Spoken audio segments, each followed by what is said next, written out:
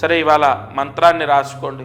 ఓం శ్రీం క్లీం నవనాగదత్తాయ నమః. ఓం శ్రీం క్లీం నవనాగదత్తాయ నమః. ఓం శ్రీం క్లీం నవనాగదత్తాయ నమః. ఈ మంత్రము దత్త మహామంత్రం. ఇది అందరూ చదవచ్చు. చాలామందికి ఒక ప్రశ్న ఏంటంటే, వివాహం అయిన వాళ్ళే చదవాలి లేదా వివాహం కాకపోతే చదవచ్చా? లేదు, కొంతమందికి ఏంటంటే ఇవి మూలమంత్రాలు చదవచ్చా?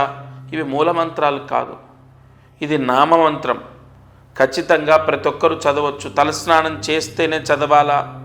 అలాంటివి పర్వదినాల్లో ఏదైనా ఉంటే నేను చెప్తాను. ఇవాళ దేవుడి గది శుభ్రం చేయండి, ఇవాళ దేవుడి గదిలో పేపర్ మార్చండి, ఇవాళ తలస్నానం చేయండి, ఇవాళ తోరణాలు కట్టుకోండి. అలాంటివి పర్వదినాల్లో నేను చెప్తాను తప్పకుండా.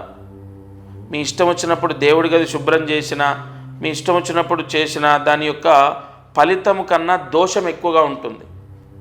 కాబట్టి ఈ మంత్రం అందరూ చదవచ్చు. ఈరోజు గురు పౌర్ణమి.